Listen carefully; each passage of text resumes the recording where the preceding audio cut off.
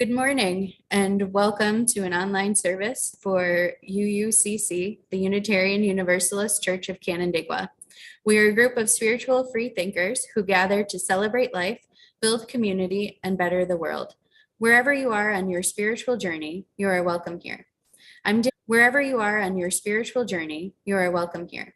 I'm Danielle, one of your worship coordinators, and the service today will actually be a workshop led by volunteer presenters from Braver Angels, Doug De La Pietra and Barb Osterman. This service is also being live streamed to our YouTube channel. We have a few announcements this morning. Next Sunday, we will be having a road trip, either virtual or in person as you are able, to First Unitarian in Rochester. They have asked that if we have any volunteers from our congregation to participate in a video interview for that service, to let them know. Please type into the chat either directly to the church's account or just open in the chat if you're interested in participating. The following Sunday, September 11th, we will be back in church for our annual water ceremony and second Sunday potluck, and plan to be back in person at church with a Zoom option each week unless otherwise announced. If you haven't already, there's still time to sign up for a soil health workshop and mini retreat led by Reverend Eileen Casey Campbell and Petra Page Mann at Fruition Seeds, Saturday, September 17th. You can sign up under workshops at fruitionseeds.com. Eileen will also be running a two-part workshop following our Sunday service, September 18th and 25th, on how to write a story-based sermon. Let Eileen know if you are planning to attend and come with a favorite story or folktale in mind, one that speaks to you. I invite you now to join in our chalice lighting words as the flame is lit. If you don't know them by heart, they're number 448 at the back of the gray hymnal, which I'm sure you all have at home. We gather this hour as people of faith with joys and sorrows, gifts and needs. We light this beacon of hope, sign of our quest for truth and meaning in celebration of the life we share together. We are a community that holds one another in our celebrations and in our pain. We welcome you to share your joys and sorrows by typing them down into the chat box anytime this morning. Know that whatever your heart is holding today, whether shared or not, we are with you. We would also like to take the chance this morning to invite you into the spiritual practice of generosity. Our gifts support our church in its work. That work is summarized in our covenant. The covenant for UUCC says, in service of the values that unite us, we will recognize the inherent value of each person, foster a community of compassion and caring for all, value our diverse opinions, and engage respectfully in all interactions. 1/4 of our plate collection for the summer season will go to Food for the Spirit, a nonprofit organization that uses the arts and creative facilitation to support racial healing, ecological justice, and equitable food systems in Western New York. You can give to this morning's offering by visiting canandaiguauu.org/connection/donate or mailing a check to UUCC at 3024 Cooley Road in Canandaigua, New York, 14424. In either case, make a note that your gift is intended for today's offering. With that, we will conclude our usual church business and turn today's presentation over to Doug and Barb. Thank you so much, Danielle, and good morning, everyone.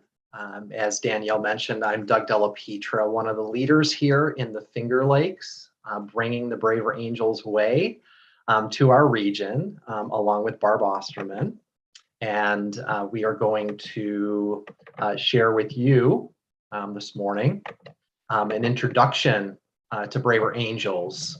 And as we do so, if you have questions and things, we will be opening up some discussion at the end of this presentation. So you can put those questions into the chat as a way to remember them, or just jot them down if you'd like.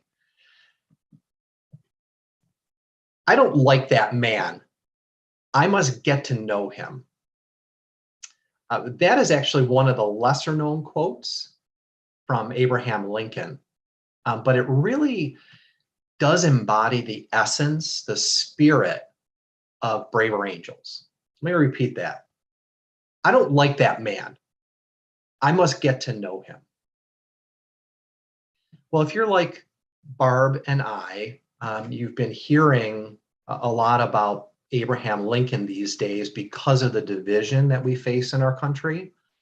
And hopefully, like Barb and I, you're interested in doing what you can do to make our country less divided.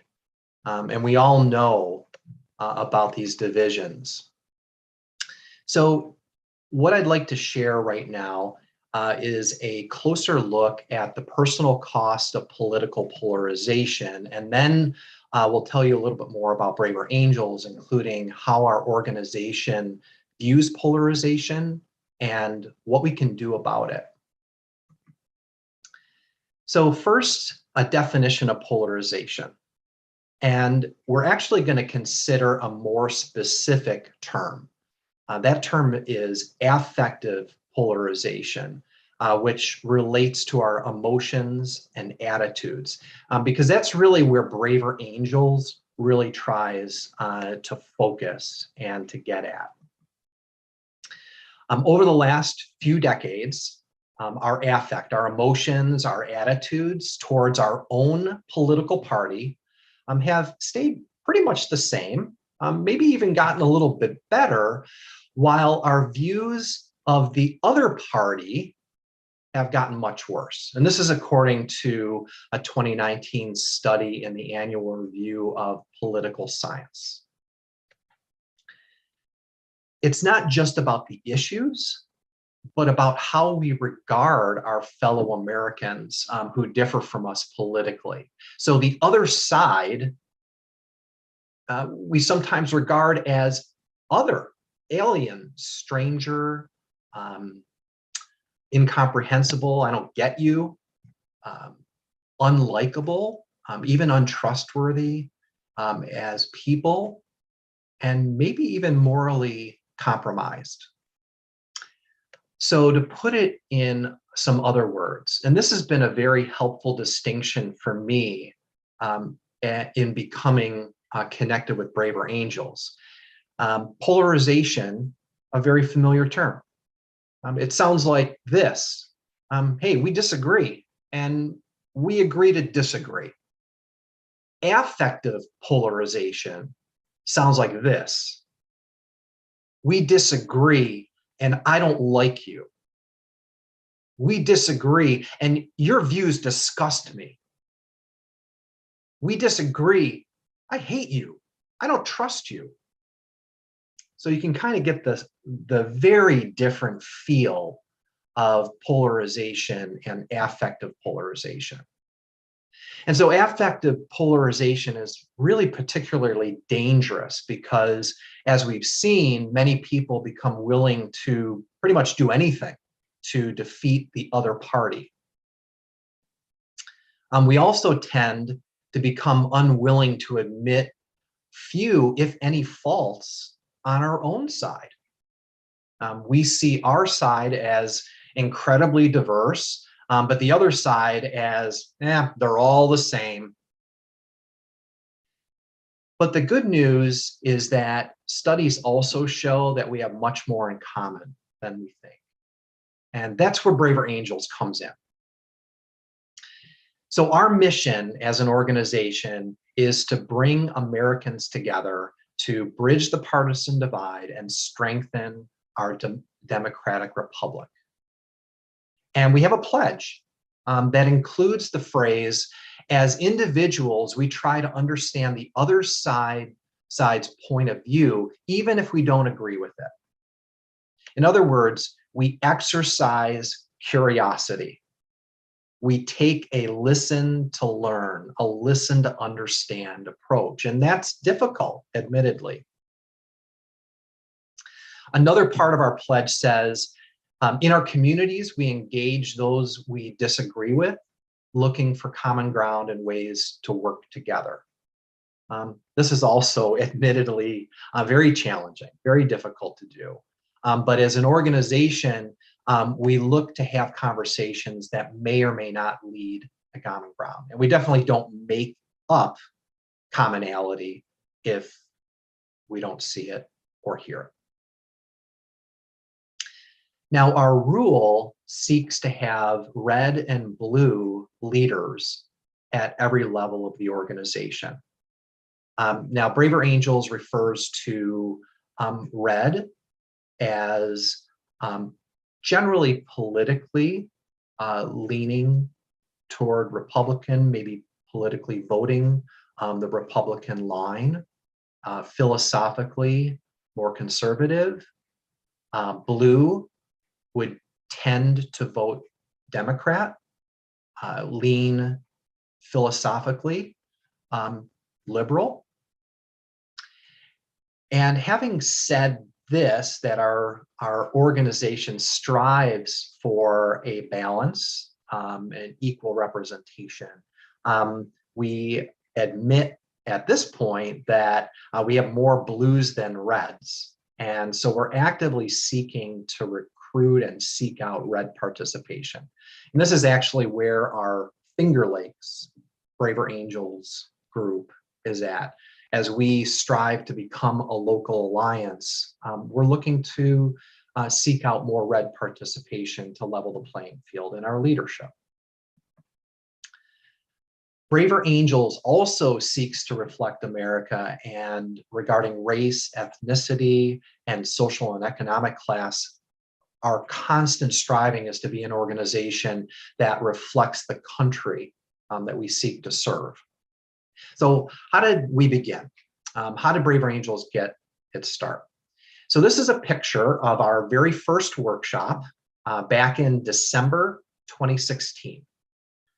Based on concepts from marriage counseling of all places, Braver Angels started just after the 2016 election, bringing reds and blues together to help them better understand the other side in an effort to reduce polarization. And a little bit later in the presentation, I'll put a link to the Braver Angels documentary. It's a 50-minute documentary that describes in detail and shows actually snippets of that first workshop and the dynamic that was so powerful to see played out in that first workshop. Now, you might know Braver Angels maybe under a different name, because we originally started as Better Angels, which is based on a line from Lincoln's first inaugural speech, where he was speaking to people and appealing to the better angels of our nature. But as our mission and membership have changed and grown, so has our name over the years. And so we now emphasize the need to be brave and show the courage that's needed to address our country's divide. So I'm going to stop the screen share here, and I'm going to turn things over to Barb to continue.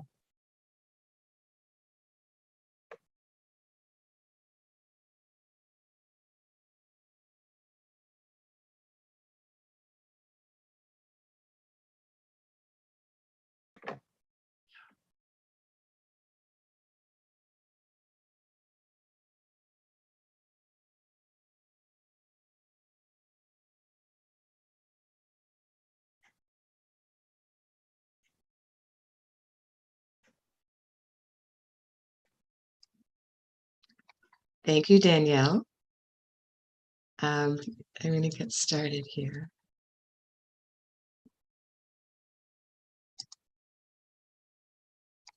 So I'm having a bit of technical difficulty.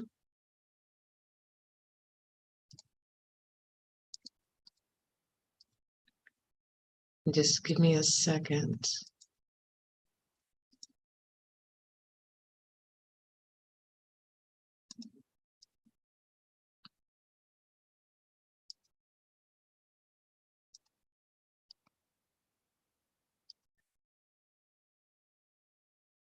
All right. Thank you. Thank you so much. And thank you, Doug, for turning it over. So what our goal is, we're going to get into some of the goals of Braver Angels and some of the skills that we are learning and that we teach. So what we have to keep in mind that the goal is not to change people's views on the issues. What we're trying to do is to understand that how someone, I always think of this as how can this committed, patriotic citizen hold the views that they do. And like Judge Doug said, it's curiosity. And I think of it as non-judgmental curiosity. And so it's not easy to change someone's points of view, especially if you don't have that level of trust with them. So what we do want is to change our views of each other and move from this very partisan viewpoint to reduce that effective polarization that Doug talked about, and let go of the stereotypes as we think of people. What that does then is build trust, and trust is it increases the communications channels between us and makes it more probable that we will get to new and potentially better solutions together. So we can become more collaborative with each other in addressing some of the very real issues that face our country. So I'm going to talk a little bit about the discussion pitfalls. These are the things that we want to avoid when we get hijacked and our emotions might take over in some rather heated conversations that we feel very passionate about. We do not want baiting or provoking, as tempting as that can be sometimes. There's no name calling or judging. So if we can remind ourselves in those moments of heat, or demonizing. And it's sometimes hard to get away from all these things because of the way that this conversation is being held on social media throughout our country by our leaders. We need to be leaders in reducing these pitfalls, and then trying to persuade or change the other person. But we also need to not believe that we can assume that we agree on the facts. We are getting alternate facts depending on our sources, which leads to alternate realities. So it's possible to accept the facts from the other. So we don't need to agree on the facts, and also let go of the assumption that this person is going to come to this conversation as open as I am. So if we can avoid those pitfalls, then we can also think about what expectations do we need to abandon. So that we can get into this deeper level of dialogue with each other. And so the first is that we do not try to change the other. And this is difficult. We've been in some debate conversations where it's not, what we're trying to do is learn from each other and learn more about all the different facets of these complex issues that we're trying to, that people are trying to boil down to a simple fact. But what are the complexities in the facets? So we're not trying to change the other. We're trying to learn more about the other. Secondly, that we should agree on the facts. Like I said, there are different facts that are being presented, and it's possible to come to a better understanding of that when we focus on the person and understanding the person as well. And that the expectation to abandon is that your conversation partner will match your openness. So what are the core principles then, which be the opposite of some of those pitfalls? These are very clear core principles that we iterate so that we all hold them, that they're common to all the participants in dialogue. First, respect, curiosity, openness. This is the willingness to learn. Saving face. We want to allow people to save face. So, so people, it's been said that shame never changed anyone. And that's about saving face, allowing people to maintain their dignity. So we aren't even thinking that they may be stupid, narrowly self-serving, bigoted. That comes through in our energy. So we definitely want to save face ourselves and to help others do the same in order to advance the relationship and the conversation. And that we want to assume good intention. So when people speak, we speak. There are many ways of interpreting what people are saying. And so if we can come with the understanding that there's some positive in here, we'll be able to listen through a different facet of the conversation and increase the potential of going someplace productive. And that we want to unearth common values and concerns. We tend to focus a lot on the differences. We're all human beings. We're all in these conversations because we care about our country and moving it forward. And so we've got a lot more commonalities than we do differences. And just remember those when we're trying to work through the differences as well. So there are also some cautions. And the first one is to think about timing. It's not a great time to try to start a conversation like this if someone has just thrown a bomb out into the conversation, if they've gotten, triggered or activated and they've made some very partisan emotional statement. It may be time to take a pass and try when things are a little more neutral. Another caution is to know your partner. How willing do you think this person is to really come to this conversation with an open mind and an open heart? Doesn't mean if you don't know the person, you shouldn't try, but know your audience, basically.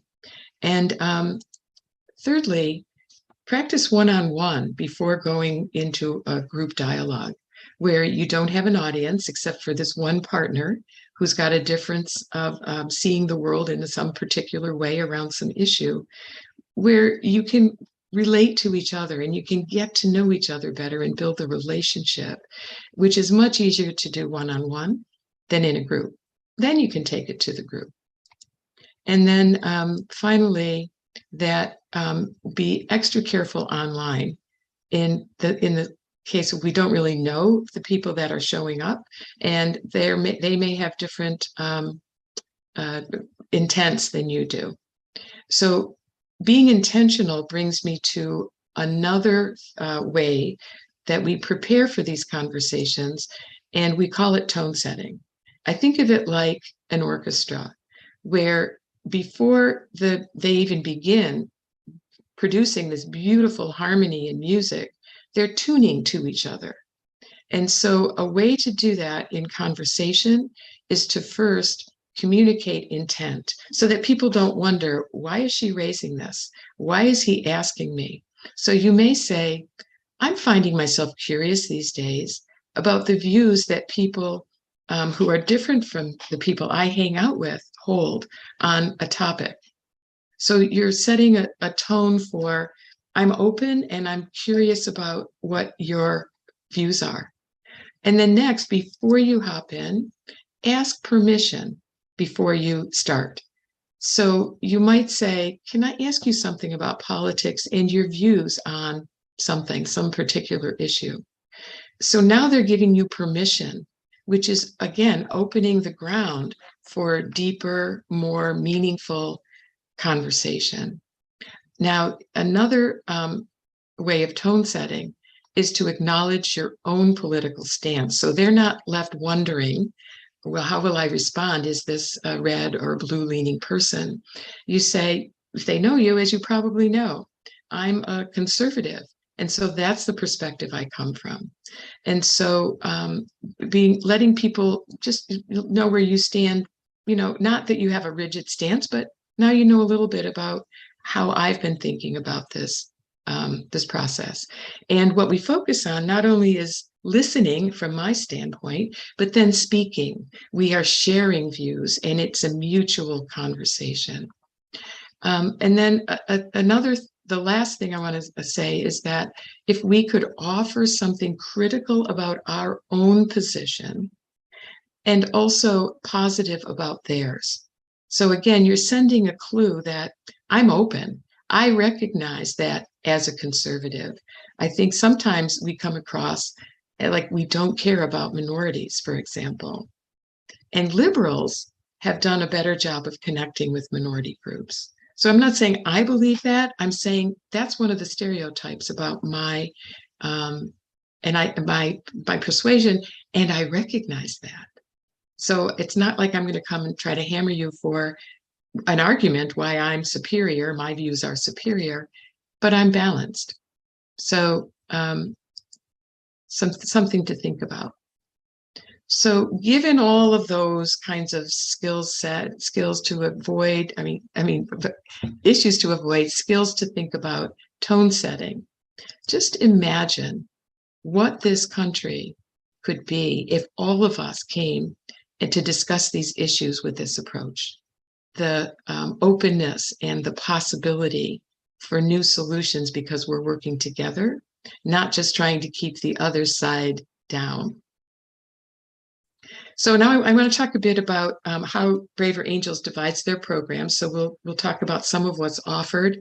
We'll show you where to find it on a very robust, pretty impressive website that really gives you access to some great resources, whether you're a member or you're not. You can be a member at the national level and not a local chapter. Lots of options for how to get involved. But here's what you'd be getting involved with. There's 3 categories of program offerings. The first one is Grow Bravely. This focuses on our own understanding and education and training. So they're training and discussion workshops that build mutual understanding and respect for our commonalities and differences. So there's some foundational ground setting that I'm learning how to do when I participate in Grow Bravely. Pair Up Bravely is just what it sounds, one-on-one conversations that bring people together across differences. And those could include red-blue, urban-rural, multi-ethnic, multi-generational pairs, where you actually sit down with an intention of discussing our different viewpoints and getting to know and understand each other. So it's a way to build relationships with people who aren't in your own, thinking in your own perspectives. And then finally, there's Experience Bravely, which is a wide variety of experiences that are available to us to deepen connection and understanding between members. And those are things like debates, books, movie discussions, Braver Angels media content. You can have emails and blog posts pushed to you if you sign up for those, and I find them quite wonderful. So there's those are the programs that we offer, and inside of those, conversation workshops are of 2 kinds: Red-Blue, which focuses on a whole range of topics that are current and can be quite heated, with the goal of turning down the heat so we can understand each other better. So those are helpful. And then Common Ground workshops focus on a single issue. And the goal here is mutual agreement across our different viewpoints. What could we do to advance progress on a particular issue? It could be homelessness in our community or the country.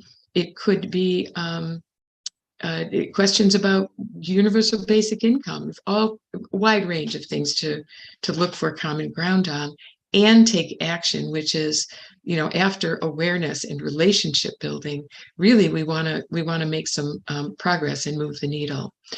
And so what kind of action? It could be reaching out to local media, could be writing op-eds together. Here's a red and blue perspective, and here's what we see we might do as a community. Reaching out to elected officials to hold town hall events. Whatever it is, it's something that we could actually move to action. There's also skills training workshops. So we brought a little of that to you today, but the skills training is focused in these ways. One is this bridging the divide. We've been really talking about it, creating constructive, empathetic communication across differences. Depolarizing within brings the focus to ourselves. Where are my blind spots? Where am I contributing to some of the dysfunction in these conversations? So that we have a an understanding of our inner polarization and engaging our own side without demonizing the other. So our skills get honed on how to be more effective communicators. Family and politics, which, holidays are coming up. We're sitting around family tables, maybe summer vacations, that we can learn how, in these most important relationships in our lives, to depolarize and navigate family dynamics where people are upholding all different viewpoints, whether it's multi-generational or just, political philosophies. So, and then finally, depolarizing conversations about race, also very hot topics. Bring the heat down, understand each other better, work toward building relationships. So there's some other programs that we offer that you can find out more about on the website or by contacting either one of us. That the one-on-one conversations are structured but unmoderated, so we can intentionally meet across those red, blue, rural, urban. We can find a partner to have an exploratory conversation with for learning and relating. Braver Angels debates, which are formal debates, again, not to see which side is winning, the pro and the con, or the red and the blue, but for it's a collaborative search for truth where you get to stand or zoom in into the debate and actually discuss your point of view. And then through a moderator, have questions that people want to dig deeper to understand more. And we hold debates on all these difficult topics that are facing us today. In addition, much more. I said that the website is great. We'll give you the reference in a bit here. But we have book and movie discussions, local alliances. They're big on songs. We are big on songs, and so songwriting contests for Braver Angels. Just a lot of very useful, engaging, and even fun learning. So what difference has this made? We know through surveys and studies that we do reduce affective polarization. And we're finding that the events help people on both sides of the red-blue divide decrease stereotype thinking of the other side. So now we see them as people, not the stereotype of the badge they wear that says they're red or blue. Also, we know that 70 to 80% of participants in our workshops report better understanding and changes in perception that lead to changes in attitude and action. So we go deeper than the superficial, let's learn, to that internal depolarization, and the relating to people and understanding them really does lead to differences in action. One final point that we're just embarking on in the last probably 6-9 months, Braver Politics. We are taking Braver Angels directly to politicians at the local, state, and federal level. These are 2 politicians who are U.S. House of Representatives. One is a Democrat from Minnesota, and one is a Republican from South Carolina. I may have gotten those switched. I'll let you know in a minute. But they are we're creating an environment where we use Braver Angels grassroots organizers to provide evidence-based, citizen-led opportunities for officials and their staffs at every level to also find the skills and make commitments to work together so that we can trust our elected officials. We voters know that both parties trust elections, and that our political institutions reflect the spirit of citizenship and common purpose, getting back to our origins. Actually, not really moving forward to a better place. So this is Representative Dean Phillips on the left, a Democrat from Minnesota, and Representative Dusty Johnson, a South Dakota Republican. South Dakota, I said Carolina. And they are early adopters. They've gone through the process, and they are big supporters of ours in Washington. So that is a bit about braver politics. So how do you join us? If you're interested at any level, go to braverangels.org. If you just text to us 66866, it will come to you. There's a link to take you right to the website. And out there, you'll find all of this that we've talked about today, and the opportunity to interact at any level. You can browse, you can jump in, you can sign up for workshops. It's just a really great resource. So I'm going to end where Doug started. Just remember that when you point one finger at someone else, 3 point back to you. And that's one of the things that drives me about Braver Angels. We need to do something.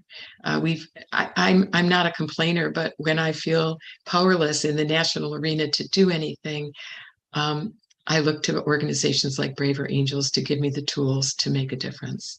So I do not like that man. I must get to know him better is the word for the day. And I hope you have a greater appreciation of his wisdom. So I'd like to open it up now to any comments, questions, resonances that you're having. And people should be able to unmute themselves now.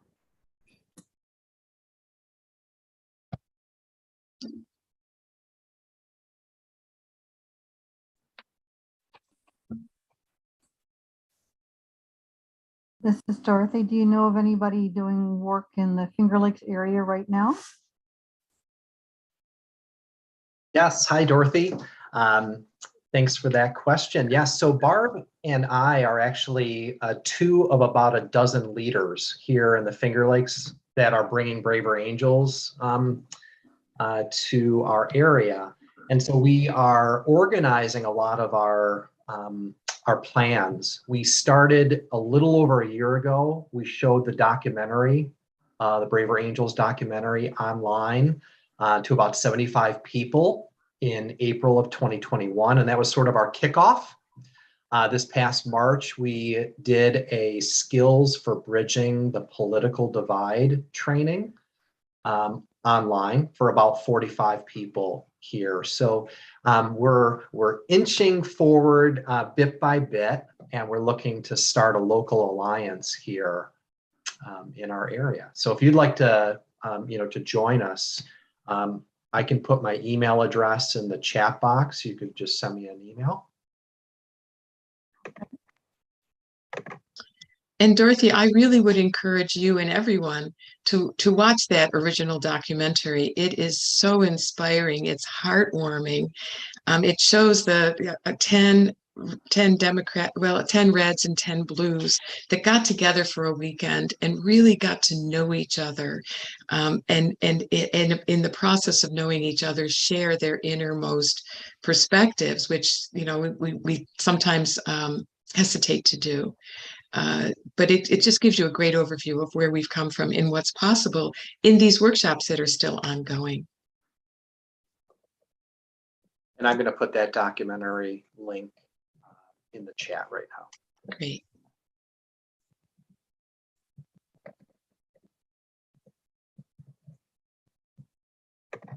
Hi, this is Nancy. You can't see me because we have a sign up there, but I like your sign. A few years ago, I read a book called That's Disgusting, which is all about the emotion of being disgusted by something. Mm-hmm. And the author made the point that it's something that we develop very early as infants, learn it. And I think that seems to be one of the problems, because I think a lot of us react to someone on the other side, someone who thinks differently, as having that's just disgusting. How can they think that? And it's such a strong emotion, and it isn't really intellectual or thinking or thoughtful. It's just a reaction. And I think the most important, encouraging thing that I've heard from your group today is the focus on our common goals about what we need to get to, how important it is to work together and to try to overcome some of the emotional response we have to people who think differently, because for the good of all of us, we have to do that. So thank you for the thinking. It feels like a monumental task to try to bridge some of these divides when it isn't something we can easily, intellectually, fact-based talk about. Yeah, great point, Nancy, and thank you for that encouragement as well. We are, I think one of the challenges, as you mentioned, is that we often go to stereotypes or what we think or believe the other side thinks and believes, and then we kind of paint the whole picture as, oh, well, they're all the same. They all believe that, and that does kind of lead us down a rabbit hole that closes doors rather than opens opportunities. So, in my experience, and we have on our leadership team, we do have a mix of reds and blues. We are still looking to, and seeking out more red participation. But what I'm finding is that the openness happens in one-to-one and small group conversations. The walls go down and we do get a sense of, wow, you know what, we're more alike than we are different. And that sense of appreciation, respect, curiosity, the ability maybe to suspend judgment and really listen to understand. In my experience, I've found that to be much easier in these one-to-one or small group conversations. So I think that's really where the power is. And I don't know, Barb, any thoughts from your perspective on that? Similar, and Nancy, thank you so much. That I'm a bookie, I'm a bookaholic, and I made a note of that one. I would just say that when we are in relationship with other people, the humanity comes first, and I think we've lost that in these conversations. And these conversations don't work for us; they keep us distracted, and in our own echo chambers. To the point where we're in gridlock. This country is in gridlock, and I totally agree that we have to manage our emotions, because it's the kind of the first reflex is that still within me. I'm a red that's been very reluctant. I'm a red among blues in my family and my friends, and very reluctant to engage until I encountered Braver Angels. And I'm way more open to listening when my first reaction isn't disgust or superiority or, oh my God, here they go again. But it's like, wait, I really like this person and they're saying something important. I just don't agree with it. So if I can cut that reflex off to go to judgment, it's a risk, right? It's a risk to open up to new thinking and to say what you really think at the same time. But it's well worth it. And it's not always possible. I may not be in the space or they may not be in the space, but I say don't give up. Dorothy again, I have a question. Have you guys tried approaching groups like Rotary or organizations that tend to have a different focus and might tend to be a little more red as a way of breaking into having broader conversations? Dorothy, we're not here to recruit this morning, but we want you on our marketing team, because we're thinking similarly. We do have a list of places that we want to go and invite people into this conversation, and Rotaries are definitely one. It's where a lot of the, the business leaders gather and community leaders. And so we aren't quite ready, I would say, as a chapter. Doug, you may have a different view to go totally public, but we are having quieter conversations about how do we get the word out. We need some partners to do it. Yeah, our citizen engagement work team just developed over the summer. Barb is a member of that team, and there's another handful of others on that. So we're in the process of organizing. And Braver Angels National has incredible resources. They have a program called the Ambassador Program that actually, trains, educates people to be good ambassadors and effective ambassadors to speak about Braver Angels to groups. So our Finger Lakes leaders are, some of them are getting that training, and we're beginning the process.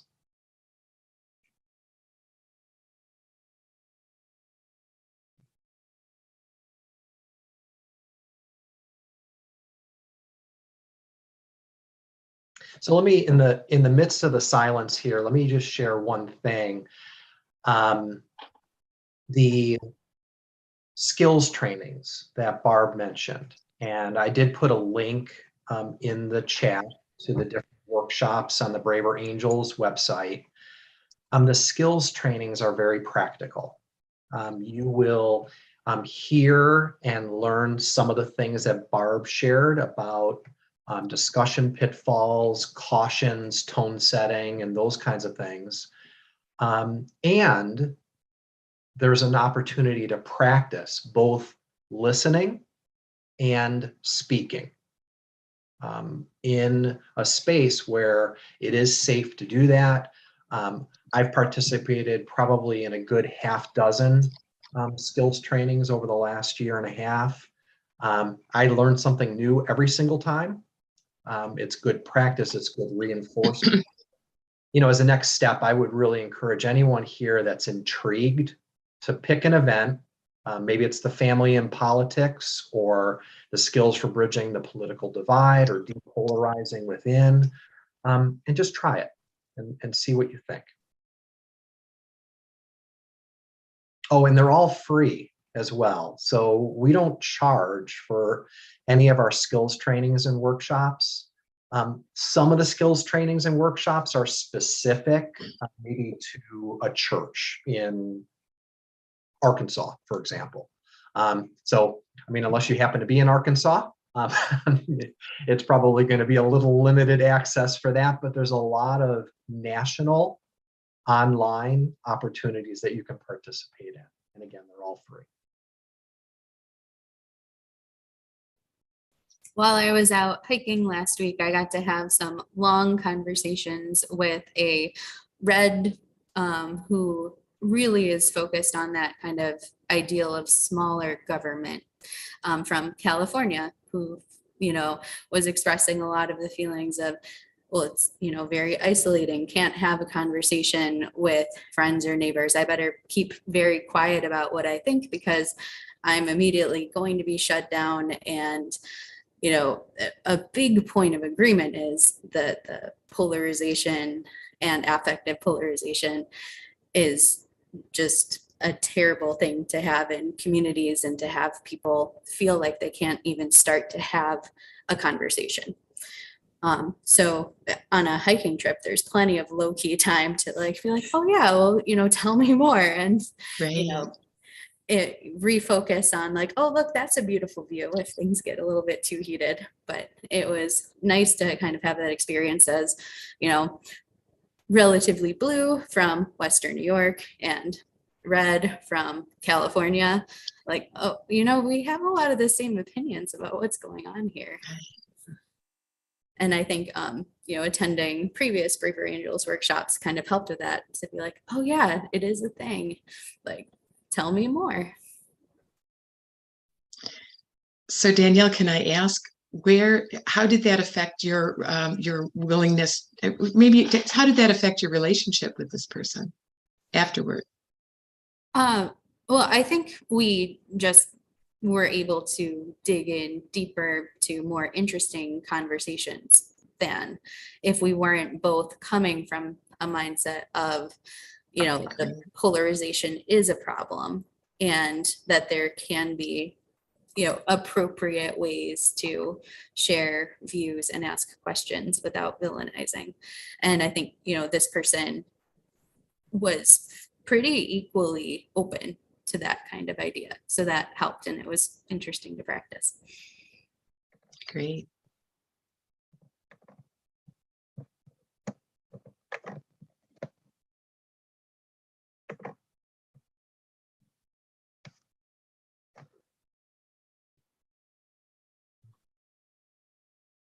Me again, Dorothy. I'm wondering about the, there's a tendency among a lot of the Unitarians that I know to kind of other different religious denominations. Mm. And I wondered if that was also one of the focuses that you've found comes up in some of your settings, that people's different faith foundations make a huge difference in how they want to talk about subjects and how willing they are to have a dialogue. Like to hear what you have to say about that. Barb, I can share first here. Sure. I actually have not had, at least that I can remember, I have not had faith or religious affiliation be shared in any of the conversations, Braver Angels related, that I participated in over the last couple of years. So I'm not even sure if I don't think I would even know, you know, people's religious persuasion. So at that personal level, at that, let's say, workshop, or even in our leadership team here in the Finger Lakes region, it's not really a topic or subject that comes up. And related to that, Braver Angels is very careful too that we don't ask people to identify themselves as red or blue at initial workshops. The goal there really isn't to have people kind of identify and put themselves out as a red or blue, but really to come to it as they are, with their political opinions as they choose to share. So great question. Barb, do you have anything you want to offer? No, I would echo that. It's like, oh, religion, that's I've not seen that with Braver Angels. Doug has a few more years of experience than I do, but I would say that it's the way I weather election seasons is to talk to people about what we all care about. Like, wow, you're very passionate about that. What is that? What is the purpose? And we come down to a common foundation of, we want what's best for this country, or we want what's best for our families, or whatever. That's kind of the humanity part. And Dorothy, while I don't think that I'm not aware that Braver Angels has any tracks for religion. I think all of these skills work with that as well. So to think about we all believe in something greater than ourselves. So what's your path to get there? And here's mine. So that might be a good starting point. Another great question.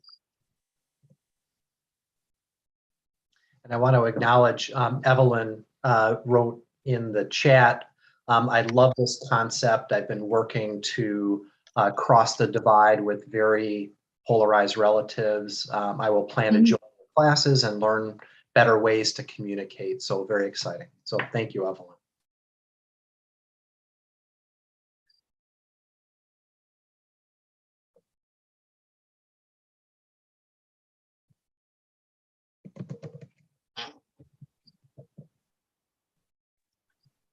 Hi, this is Nancy again. Just one point on that I think when these divides are within our family, you're sort of already over the one hurdle. You love this person.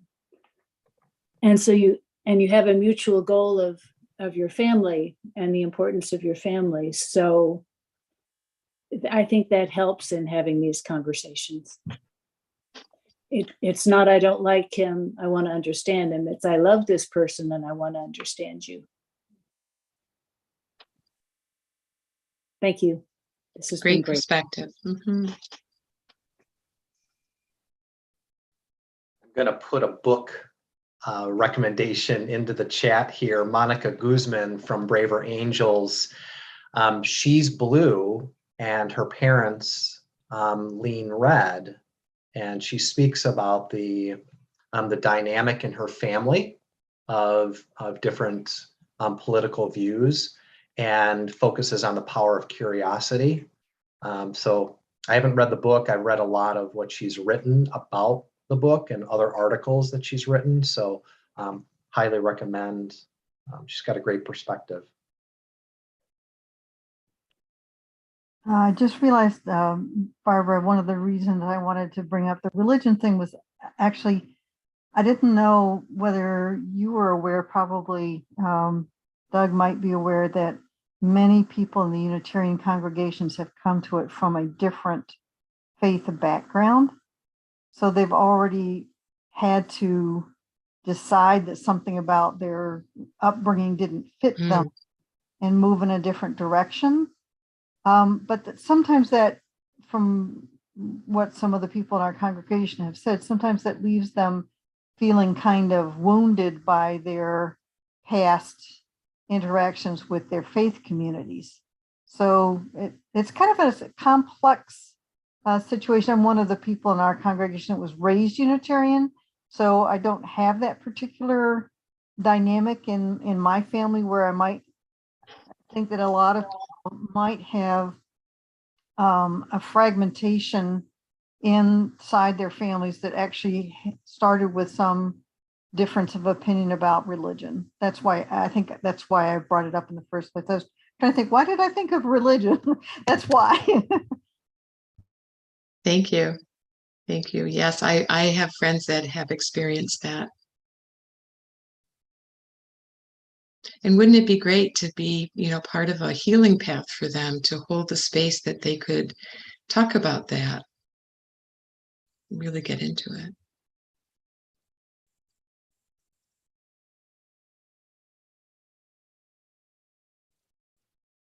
Yeah, Dorothy, and what Barb just said, this reminds me about these skills that we learn in these workshops pertain and apply to all of our relationships. They have helped me out of a bind on more than one occasion in challenging conversations that maybe with family, friends, people at work that don't have anything to do with politics. They're just great principles, great things that can really help us have difficult conversations. I think with that, I'm going to end our live stream to YouTube. But we would definitely invite anyone who wants to stay for coffee hour, including the two of you, to continue with less formal conversation. And if a lot of people stay on, we might do breakout groups, but we'll see who's left.